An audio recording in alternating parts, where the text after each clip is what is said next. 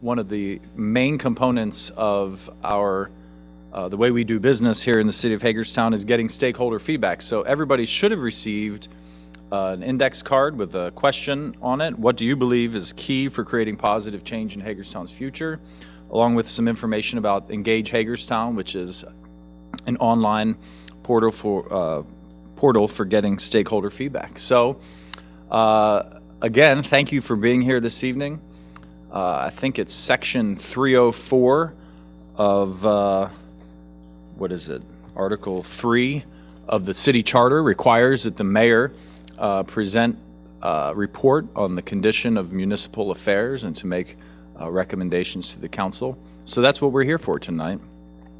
We are very grateful for the many partnerships that we have throughout the city in our community, and it's only appropriate that we highlight those at the beginning of this presentation, and for that we will roll the videotape.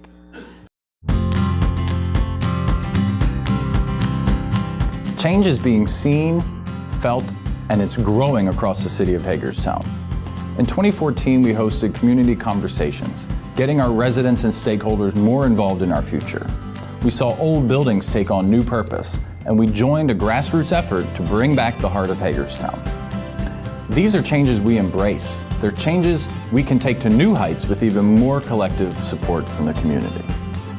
Here's a look at how the city led and supported positive progressive change in our community throughout 2014.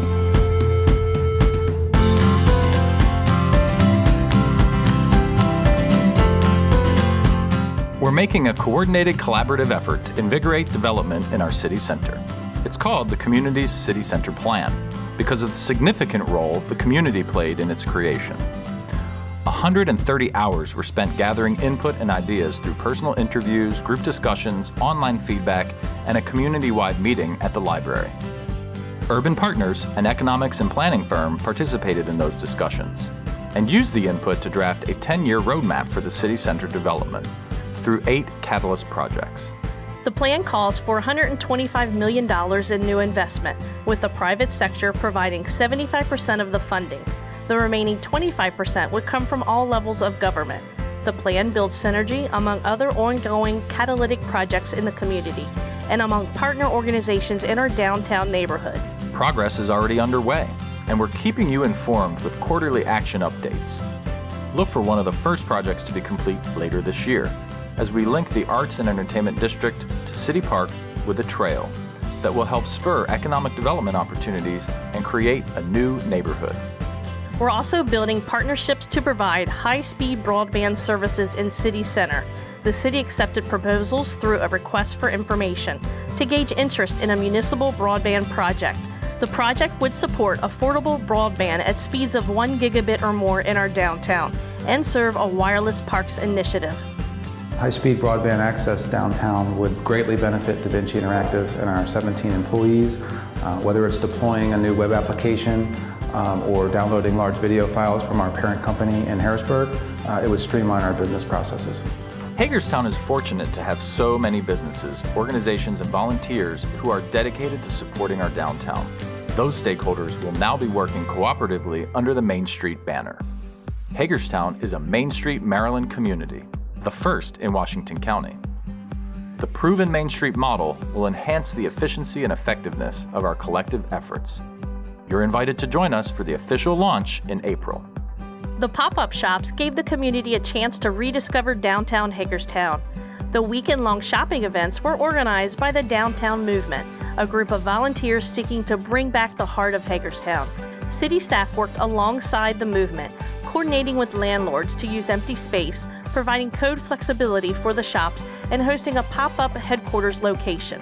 Honestly, we couldn't have done it without the city, from helping connect with the landlords, down to getting permits, to, we have city officials that come to our meetings and have helped the entire way. I think one of my favorite things is I feel like we've been on the same page with so many things, like we've had the same ideas at the same time, and I think that's been really, really cool. After the success of the summer and holiday events, some businesses have decided to go from pop-up to permanent. The city is building partnerships with developers through the First Third grant. In 2014, the Grand Building at 20 West Washington Street saw major changes through renovations totaling over $750,000. The city provided the first third of the funding, $250,000. The developer, Michael Fitzgerald, also participated with the Partners in Economic Progress incentives. He was able to attract tenants with the rent assistance component of the program, and the building is almost fully occupied. Economic development and the city manager and everybody within the economic side has been extremely great to work with. They've made everything easy for me. They've been there to help when I've had issues come up, and I sincerely appreciate everything they've done for me. Hagerstown is becoming home to a growing community of artists. 4 artists are now living and creating in loft apartments at the studio on NoPo. They'll showcase their work and provide staffing for a gallery in their first floor storefront space. City, through the Barbara Ingram School for the Arts Foundation, provided a grant for $50,000 to develop the gallery, and employees gave their time to paint. City is promoting expanded opportunities for education in our downtown. As part of the community's city center plan, the city aims to support the growth of the University System of Maryland at Hagerstown from 500 to 750 students as they grow and develop new programs. The city and USMH are working cooperatively to capture student housing opportunities in downtown and have received proposals from interested developers and property owners. As we were created downtown, all of our efforts have been focused on how we can be a contributing neighbor, a good neighbor in the community. And I think our student body is one source of that growth in what we can do. Vacant properties have been acquired by the city and repositioned to have a more positive impact on our city center. The former CVS building is being transformed into a business resource center, and the city demolished the rear of 4353 West Washington Street to make the property more appealing to developers. Through the competitive negotiated sale process, the city can ensure properties are returned to the private sector for the highest and best use. Look for more improvements to get underway at 170 West Washington Street, plus 19 to 23 West Antietam Street was recently sold with the developer's commitment to demolish the structure. In the West End, Broad Fording Road was widened to 4 lanes, making development around the shopping center more viable and attractive. The reconstruction was funded by Washington County government and private developers. In 2014, the city celebrated with 19 businesses on the occasion of their grand opening and anniversary milestones.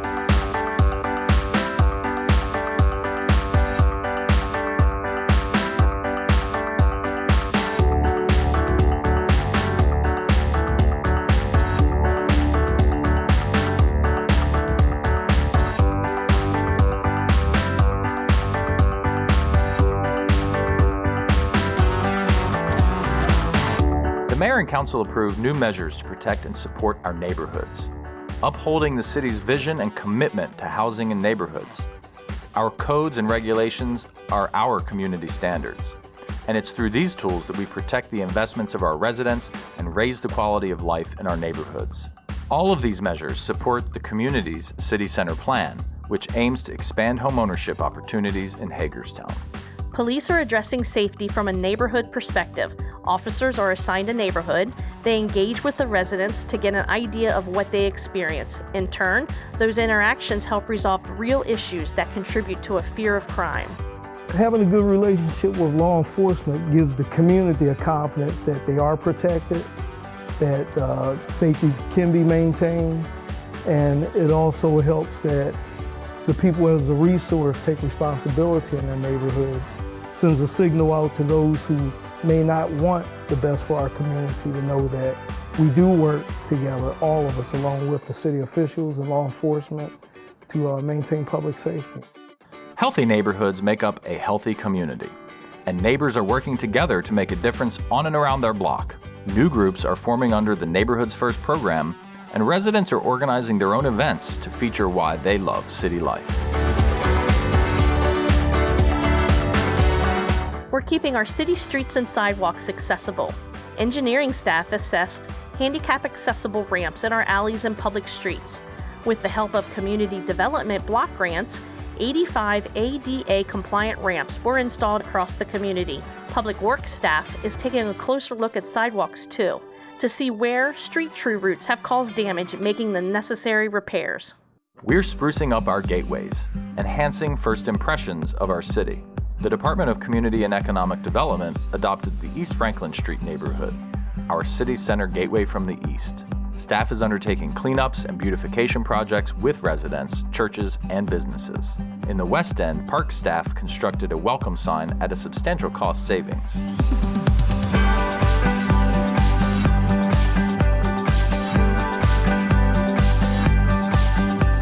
Community engagement is taking off in new ways through online initiatives and interactive discussions. We're starting community conversations, sharing information, and gathering broad feedback to incorporate in our planning processes. Take a look at the Engage Hagerstown website, where over 400 people are connecting and collaborating with each other, sharing their thoughts and ideas on a variety of topics, and making concepts a reality. As the community's city center plan takes shape, we're asking more people to weigh in with their ideas. Community members walked the proposed path of the trail linking City Park with the Arts and Entertainment District. Then they met afterwards to brainstorm and discuss options for features along the trail. The landscape architect behind the project is hitting the drawing board with lots of ideas, in addition to those provided on the Engage Hagerstown website. We're using technology to provide more convenient access to information. Now on the city's website, you'll find a resident X311 feature. Users are one click away from the most important information they're searching for. Plus, community members can use online reporting features. You can file a police report, report a concern about a property, and let the city know about power outages, potholes, street signs, or street trees that need maintained. The X311 feature is also available by phone. Just dial the main city phone number and enter 311. Callers are directed to a one-touch menu, which will put them in touch with a city staff member that can provide assistance. The city's bond rating was upgraded from AA- to AA stable. Standard & Poor's cited Hagerstown's strong financial management practices, budgetary flexibility, and strong liquidity. To more responsibly oversee how the city incurs and pays off debt, finance staff revised the debt management policy.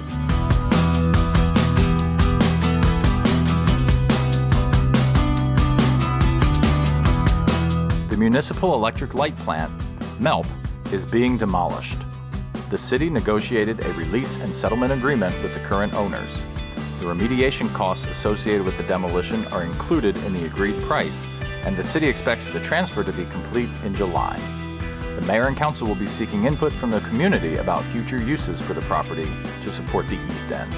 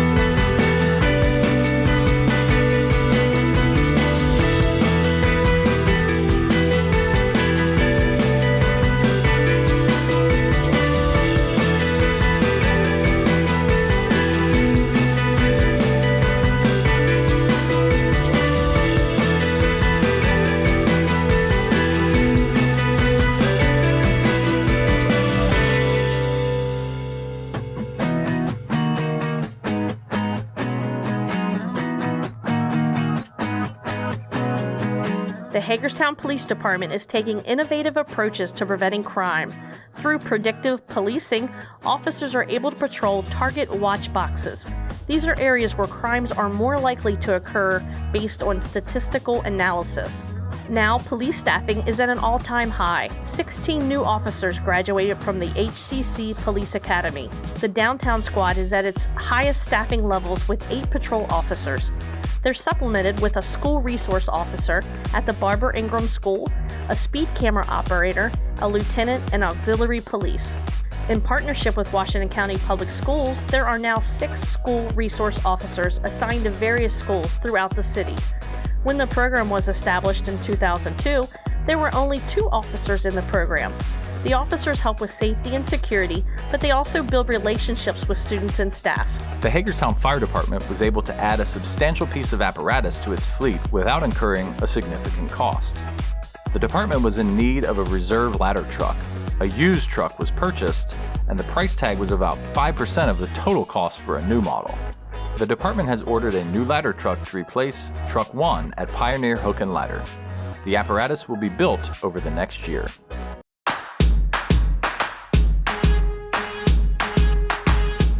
The city of Hagerstown now manages 19 parks across the community. In 2014, the city accepted the transfer of Terrapin Park to the Collegiate Acres neighborhood. This park will feature playground equipment and, of course, turtles for climbing. We've been awarded grants which secure the full funding of all 3 phases of construction at Kiwanis Park. The park will be complete in 2015, and users will enjoy access to the Antietam Creek. Memorial Park, located at the corner of South Potomac Street and Memorial Boulevard, continues to take shape. The Pathway to Character was installed to promote the Pillars of the Character Counts program. A feature fountain was added, and decorative markers line the walking trails to tell the story of Hagerstown's history. Notable Hagerstonians will soon be recognized as the first inductees in the Circle of Achievement. Just down from Memorial Park, Hagerstown residents are going to get growing in a new community garden. A group of interested citizens formed a task force with recommendations for a garden. Residents are able to rent their own plots to grow fresh herbs, produce, and flowers. The gardens will be ready for the spring planting season. Hagerstown is now officially a bicycle-friendly community. The city received the recognition at the bronze level by the National League of Cyclists. The league recognized our community's efforts in bicycle safety education, adding and improving bike lanes, and promoting bicycling events. We made more bicycle-friendly enhancements with grant funding. More people are hitting the ice at the Hagerstown Ice and Sports Complex. The facility is now managed by the Hagerstown Ice Amateur Athletic Association to represent all user groups of the rink. The group worked with the city to identify opportunities to enhance the facility, and they celebrated their grand reopening this winter. Check out these other changes in our Parks and Recreation programs.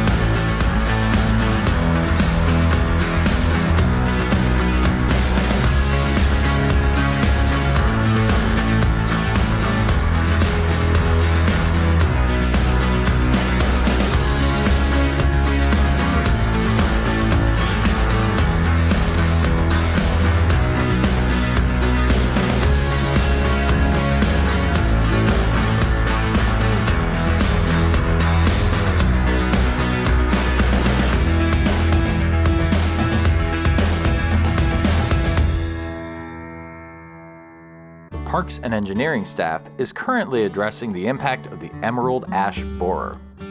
This little insect has the potential to destroy a considerable number of public trees along city streets and in our parks. Staff is identifying the trees for treatment, planting replacement trees, and removing trees that can't be treated. The city's goal is to pursue the most cost-effective solution that will maximize tree preservation. The city held its first electronics recycling event with a tremendous turnout. Residents contributed enough electronics to fill 5 tractor trailers. The event was free thanks to grant funds from the Maryland Department of the Environment. We marked a milestone anniversary with the Hagerstown Municipal Band, celebrating a century of quality music in the community. The musicians also recognized Lynn LaRue for his 40 years of leadership, making him the longest-serving director. The city has sponsored the band since it formed in 1915. The Maryland State Arts Council recognized Hagerstown with the Outstanding Arts and Entertainment District Award for 2014. The distinction is awarded to one community each year, and the members of the A&E Management Board graciously accepted the honor. The arts community worked cooperatively with the city to bring public art to City Park. The sculpture is called The Fishing Lesson, depicting a mother bear showing her cub how to catch its own food. The bronze artwork comes to life through a storybook which was written by an HCC professor. The project was supported by the partners who developed the concept, private donors, and public grant funds. The city will be exploring opportunities to bring more public art to Hagerstown in the future. George Bernard Shaw said, "Progress is impossible without change, and those who cannot change their minds cannot change anything." It's time to change the way you think about Hagerstown, the perspective from which you view our community. In order to succeed, we have to work for this change together. Whether your actions are as simple as picking up trash on the sidewalk or as significant as moving your business downtown, we all have a role to play. We are worth the change we want to see in our community. We are worth the risk. We are worth the investment. We are worth the effort it will take to continue to change Hagerstown. So let's set our sights on our future and be responsible for the change we create in our city.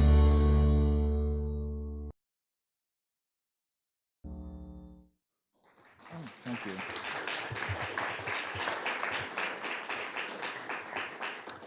I definitely want to recognize staff, especially Aaron Wolf and Eric Hastings, who helped put that production together. They do an outstanding job all the time. And I also want to thank all of the city staff who are here with us tonight. I won't name everybody for fear that I might miss somebody, but we definitely have a very dedicated, professional staff, talented group of people who dedicate themselves to helping the residents and citizens of Hagerstown all the time. And as I did this morning, I want to give a special shout out to Bruce Zimmerman, our city administrator.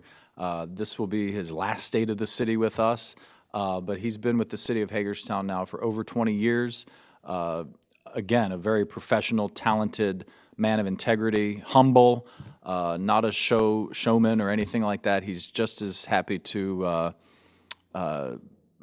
be a quiet force on the sidelines, but has really been an integral part of all of Hagerstown's successes for the last 2 decades. So please give it up for Bruce Zimmerman.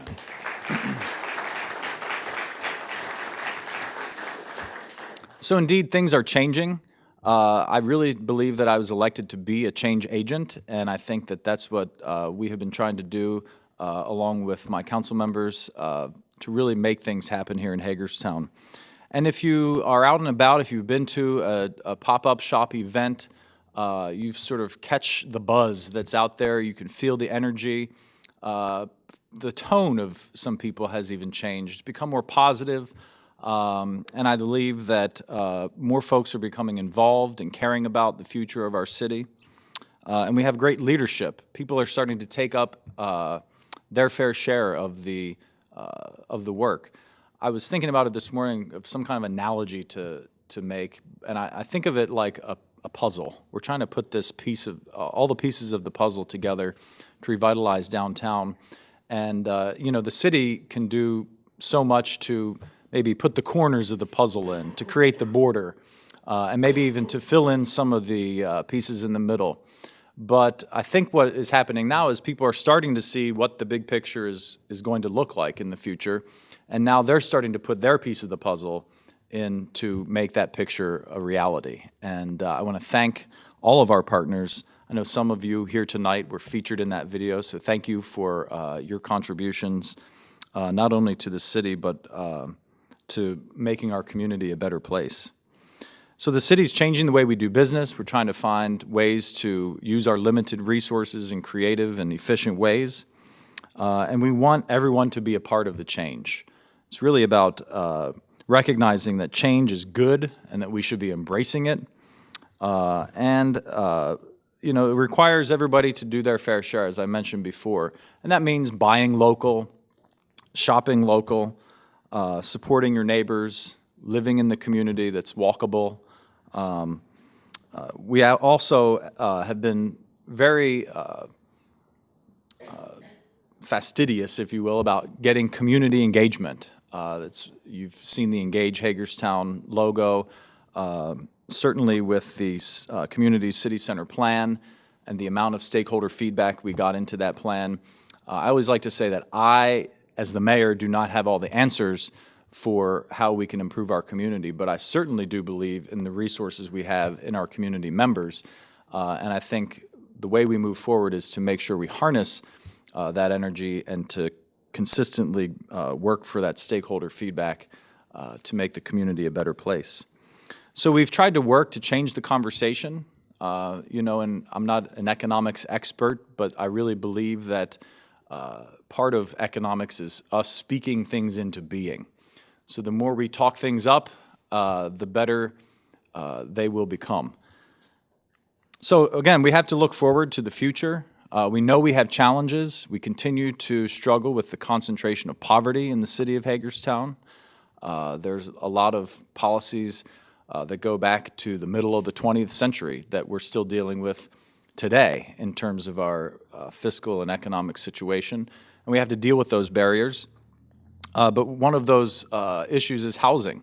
So we have to take a look at how we're addressing the needs of folks in the city of Hagerstown to really create more balance. The concentration of poverty isn't going to be solved by necessarily displacing poor people from the center city, but we have to make it more attractive for those with disposable income. We've been talking about that since I was a senior in high school, since I can remember. We've been talking about trying to bring people with disposable income to live in our center city. So we're going to continue to work on that.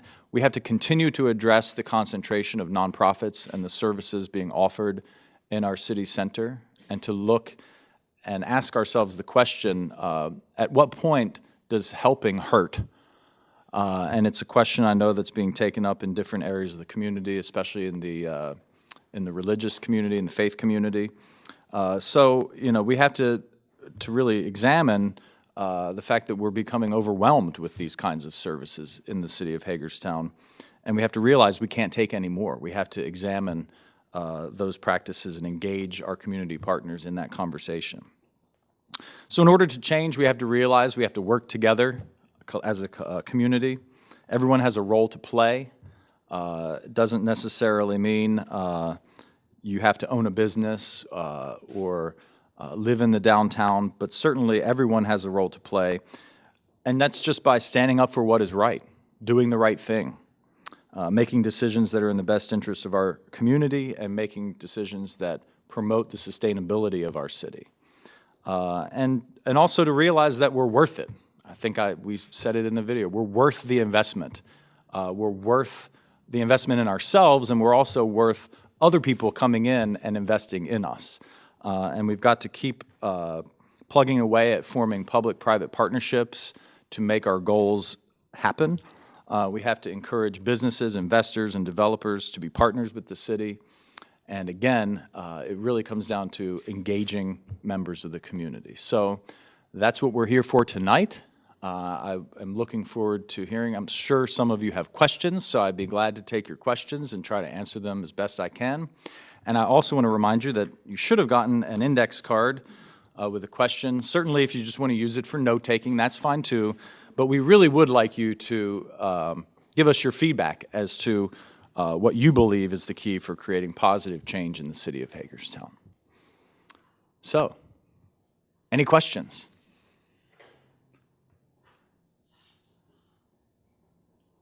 None? Nancy? Promote a business-friendly atmosphere and to attract high-paying jobs to our area. The question is, how do we attract businesses? How do we make it business-friendly? I think the city offers and continues to offer, has offered and continues to offer a number of incentives. So, I mean, I guess we could talk about what does it mean to be business-friendly. I think one of the biggest challenges, if we're talking about the downtown to business friendliness, is not necessarily the city, but some of the properties that our entrepreneurs encounter. When I look at a small business and entrepreneur that has to spend their own risk capital on somebody else's crappy building, then that, I think, is one of the biggest barriers to business development in the city of Hagerstown. I think it's unfair to the entrepreneur, and I think that, as I said in the presentation, people can say, it's codes and regulations that are keeping business away. But I truly believe, and I think my council members would agree, that our codes, our regulations are our community standards. And we're not trying to lower the bar in our community, we're trying to raise the bar. But I think that requires not only support and incentives from the city of Hagerstown, which we do have, but I think it also takes personal responsibility on the part of property owners to try to create the conditions that allow new businesses to come in. So I think that that's where we're going. We do look and examine our incentives frequently. The city council created the First Third Grant Program, which encourages people to make large investments in downtown properties.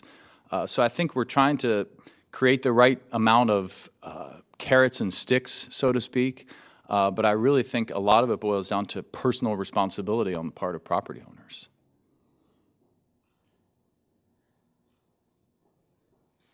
Yes, sir. Is there a possibility that the Hagerstown Suns will come back, or is that a dead issue? Well, we know they'll be back for this season and for next season.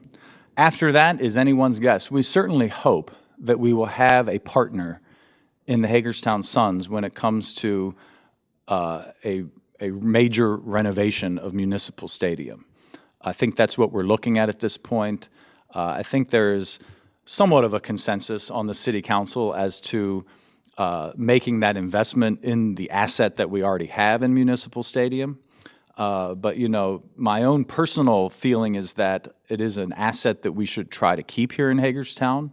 There is a direct impact on the local economy, I think to the tune of $2.5 million in just direct spending from the Hagerstown Suns. So it will be unfortunate to lose that asset. But we do have the infrastructure. We have a stadium. It's in need of major renovation. And I really believe that if we come up with a plan with partners in local government and state government that basically allows for a major renovation of Municipal Stadium, then I believe we will be able to attract, whether it's the Hagerstown Suns or another team. But we have to make it simple enough so that we have a project and a plan for financing it where there's just a bottom line where this is how much we need the private sector to contribute. And whether that's the Hagerstown Suns and their current ownership or a different ownership of the same team or a different team, I'm open to any and all of those partners to make it happen. So I'm hopeful. Yes, sir. It seems to me Hagerstown has a few things that are unique for a city the size of Hagerstown. The Suns are one of them, but also the Museum of Fine Arts, an orchestra that, cities the size of Hagerstown world have class. things like that. It seems to me we somehow need to enhance those things that we're doing well already to build on those. Well, and you sort of touched on a major point in our community city center plan, which is, we have the Maryland Theater.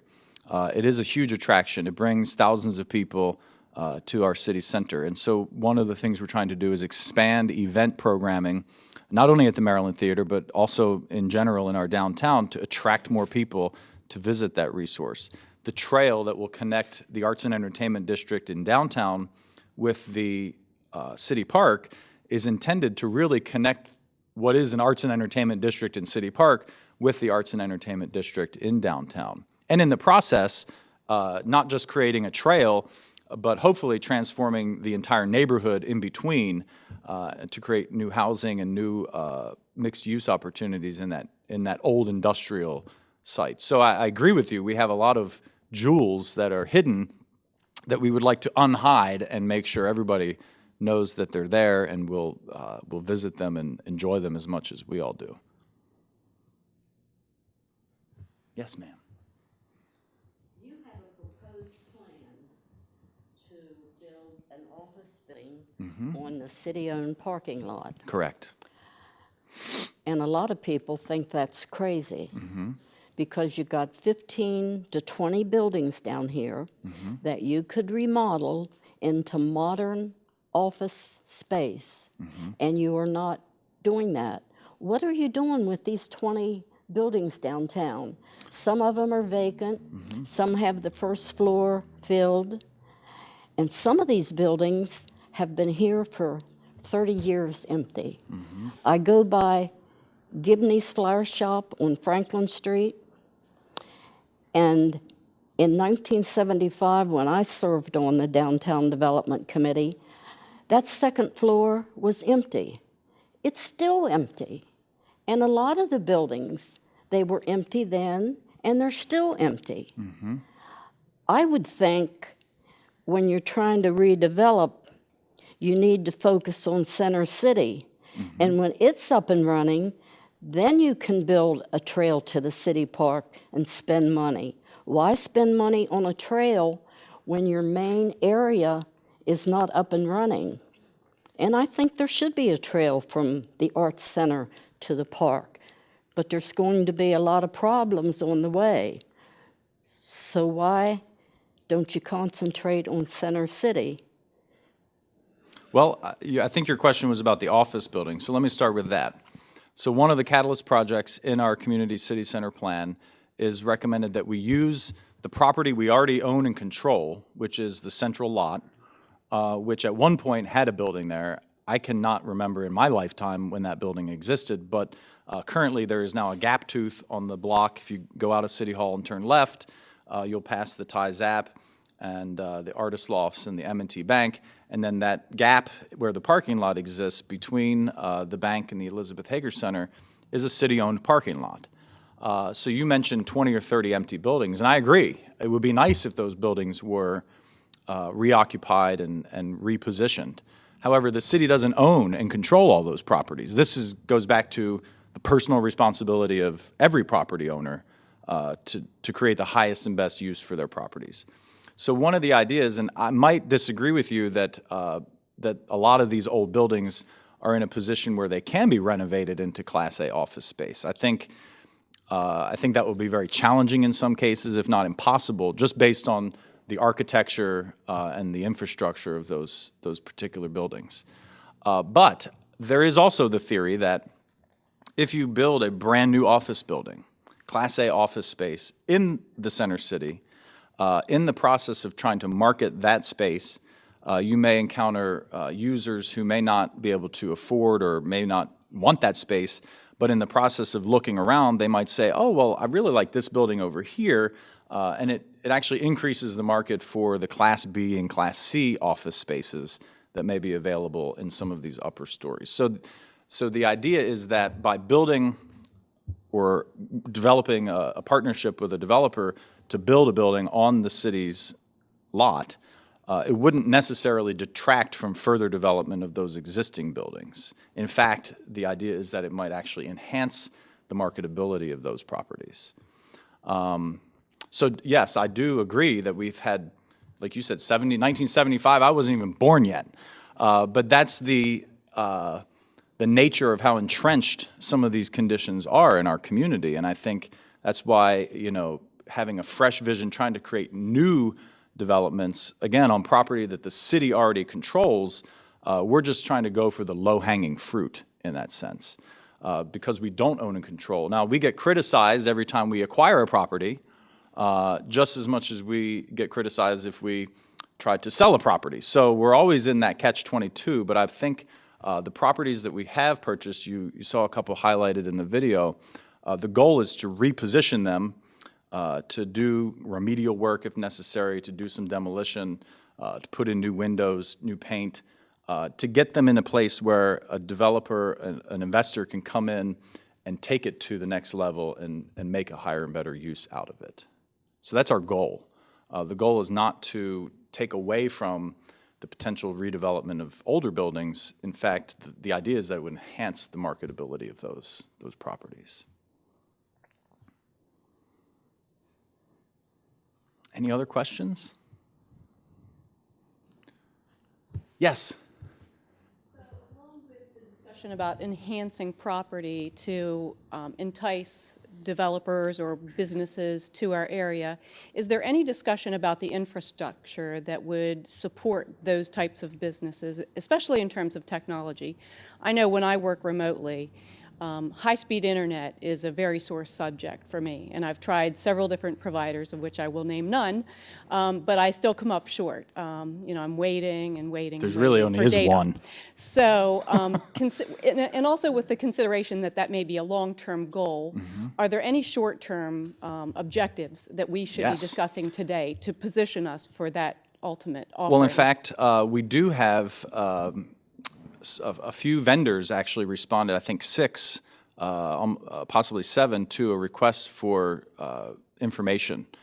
The city is actively trying to create a gigabit network here in the center city. Of course, we can use the infrastructure we already have with the Hagerstown Light Department and partner. What we're looking to do is partner with a private entity to create that fiber network that will give you the high-speed internet, because I hear a lot of people in your situation who work from home. They may have offices down the road in DC or Baltimore or even New York City, and people, in order to do their jobs and live here in Hagerstown, need access to that high-speed fiber internet.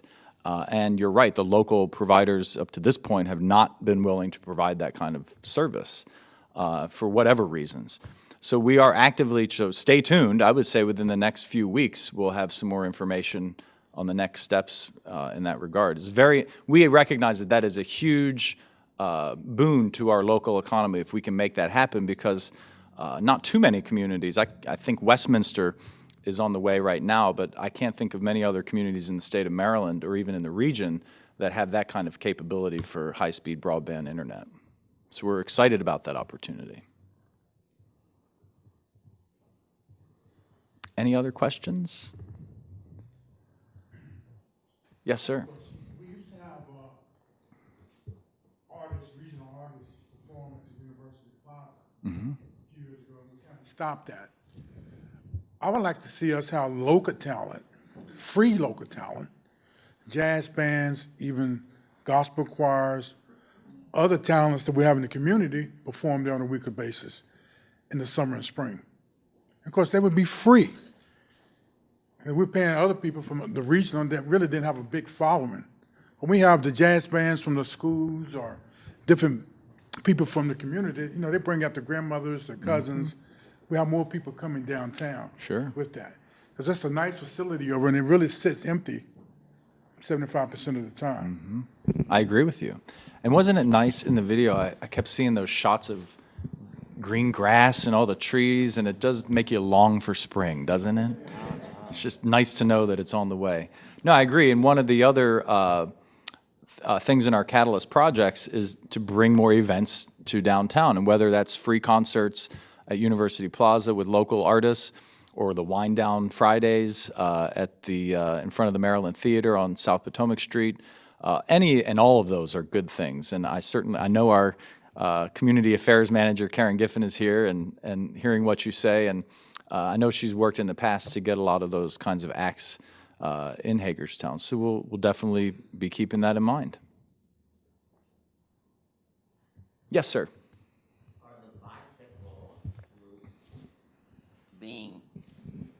Are the bicycle routes being used by bikers? I don't see anybody. Yes. I know that I'm using them. I get out on my bike. I know Councilmember Metzner does as well. Yes, I do believe. I mean, couldn't say that they're the most utilized we'd want them to be. We'd certainly love for more people to get on their bikes and leave their cars behind. But I think our investment in that infrastructure, which doesn't really cost a whole lot of money, is really worthwhile. It's put us on the map with the American Bicyclists Association. We just got an award for being a bicycle-friendly community. And I think that's something that really does put us on the map and helps us get the kinds of people that we want to live here in the city of Hagerstown and makes us a more sustainable community. But yeah, I do think obviously when they're covered in snow and ice, it's a little harder for the bikes to use them, but yes, I do believe they're being used. Any other questions? Yes. Going back to those decrepit buildings that we're talking about downtown, I was just wondering if the city has any jurisdiction in order, towards those landlords. Like, is there anything that the city can do to nudge them to make them more marketable? Absolutely. Well, of course, we have code enforcement, and anytime we know that there are code violations, we will do our best to get those remedied. I mean, obviously, the idea is not to shut these places down, but to get them up to code and hopefully get them occupied. So, depending on what building you're talking about, I'm sure our staff could give you a litany of actions that they've taken in the last 6 months, year, or in some cases over the many years to try to address the blighting influence that some of these properties have. And we've tried to do regulatory fixes to try to strengthen those codes, to give staff a little more authority to try to make some change happen. But again, it's unfortunate, but in many cases, it takes personal responsibility on the part of these property owners to turn things around. And it is unfortunate that some people bought a lot of property right before the economy tanked, and they just found themselves without the capital they need to invest in those properties. But it doesn't excuse the kinds of conditions that we see in some of these properties around the city. So again, it's trying to balance the use of carrots and sticks. I certainly think we have plenty of incentives to help property owners and business folks. But on the other hand, we do have to have regulatory schemes to try to, as you say, nudge them in the right direction. Yes, sir. You say there's incentives. I hear about the 3-to-1 incentive for the larger. Sorry. What about the small little buildings? I mean, you've got the facade restoration program, but it's only good for, I think, 5 or 6 different blocks in Hagerstown. The rest of the city, I mean, what are the incentives for the, if somebody owns a house, they don't make a whole lot of money, but they own their house, it needs to have the front of it painted or new windows or whatever. What incentives do they have? Well, we do have, I believe, some low or no interest loans that the city can provide to homeowners for basic maintenance like roof repairs and things like that. So we do try to work those in. I think a lot of people don't know about them, but I would encourage you, if you do have any questions, we do have staff that are always available to address those concerns. In terms of commercial or businesses, there's always the PEP, the Partners in Economic Progress, which is basically a rental subsidy to help occupy some of those upper floors. But I think between, there's home ownership incentives where you can get down payment assistance if you buy a house within a certain area in the city of Hagerstown. So if you have any ideas along those lines, we'd love to hear them. But I think in terms of incentives, we want to do as much as possible to get the right kinds of folks making the right kinds of investments in the right places.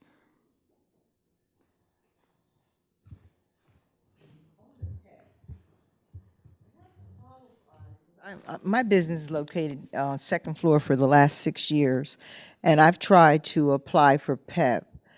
For some reason where I'm located, it's not meeting the requirements, but yet it must be meeting the code in order for the building to be open. So what makes that difference for a second floor? If you're in there and you're operating, so you have to be meeting code, but why does it not qualify for PEP?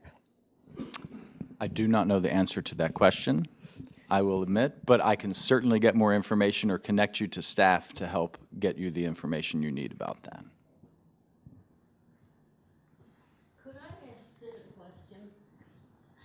Sid, you've been on the council for 4 or 5 terms. Well, back some years ago, Merle Elliott put together a committee and money, and they bought land around the county so that when somebody came in or when they had a project, the county would buy this land from this committee.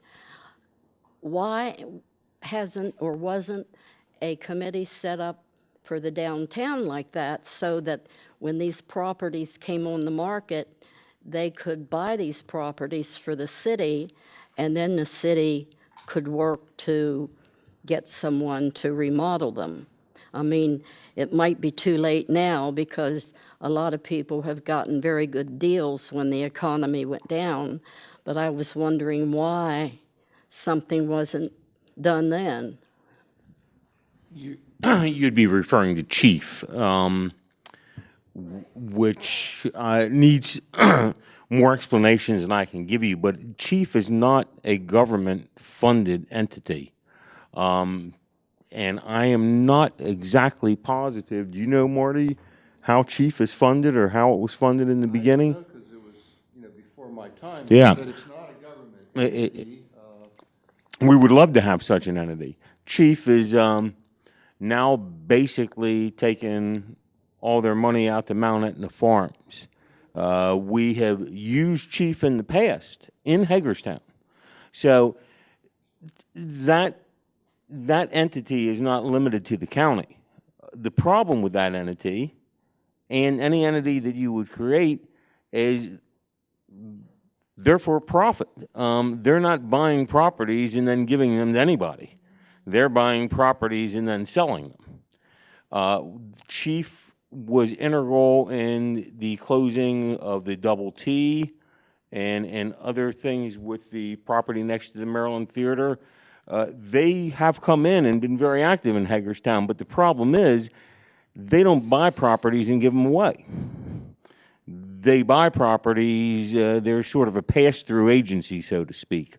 So it's not the Chief is for the county and not for the city. It's for both the county and the city, but it is nothing essentially but a pass-through mechanism, and we have used them frequently in the past.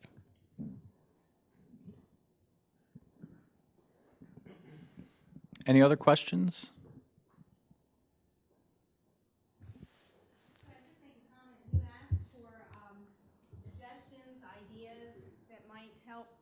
That might help to answer some of these statements that we've had made vocal tonight. I'd like to offer a suggestion. You're talking about some of the blighted properties that need to have maintenance that the property owners can't afford or are unwilling to do the repairs. I might suggest that the city offer some type of incentive program to encourage those landlords and those property owners to maintain those properties. And it isn't always that people don't want to. They are very costly to maintain because a lot of these buildings that we have throughout the city are old, and they require perpetual maintenance of painting and upkeep just because of the nature of the materials that they were built with. And I know in other cities they've been very proactive in trying to incentivize homeowners to help them, to aid them in the repairs of their properties. They've offered some networks and putting people together, contractors together to help them with doing some of that deferred maintenance. And I might also suggest that when the city is sending out the letters from code enforcement about things that need to be repaired, they might also include a packet that deals with some of those incentive programs to help them, like you had alluded to. Mm-hmm. Just try to, help them to make those repairs because we all suffer. And when we look at the properties coming in on West Franklin, I personally have been trying to help a business owner locate downtown. And one of the problems that we've encountered is everywhere we go, we look around and we're seeing a blighted area. And the question comes up, is this a safe location for me to locate? And I'm going to be dealing with small children and so forth. And public safety is definitely on the top of everybody's list. And I know that we have had programs in the past to address that. I'd also suggest, as someone mentioned up here about the PEP program, that we would expand all programs to be anywhere within the city limits, because it seems to me that if you encourage people to come within the city limits, that disposable income is going to spill out into the downtown. And the more that we can do to attract people to become homeowners throughout the city, not just in certain areas, but also with the city residency program as well, where you want to have police officers and cadets residing in properties. We have crime all through the city, and I don't think it's specific to any certain area downtown. It needs to be made available throughout. We did expand our city residency initiative to police officers to be citywide.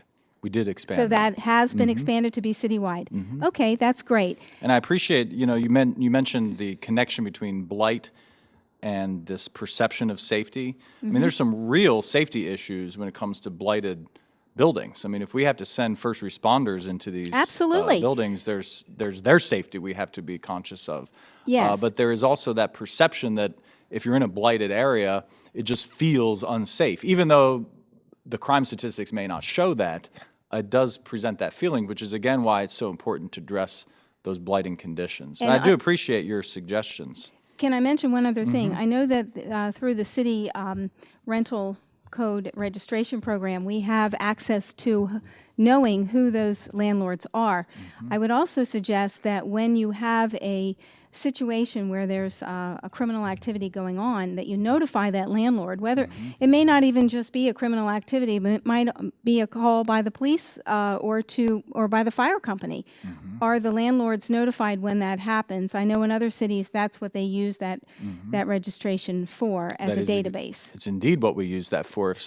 We call them qualifying calls. So if it's a Well, I'm not just talking about qualifying calls. I'm talking about anytime there's something that happens at that property, notifying that property owner to let them know that this is It pretty much is everything except for domestic violence. We're not going to be reporting that to the landlord. But for any of those other violations, that was one of the big points of the rental license program, was that, and the crime-free ordinance that we passed, was that when there is criminal activity going on in rental units, we want to notify those property owners. So the first time it happens, they get notified, and they're sort of like a warning, because after the second time, then they start to incur some penalties as a landlord for not keeping a crime-free housing program. I understand that, but I don't think that that is actually happening across the board. Well, I'll check into that. Thank you. Thank you.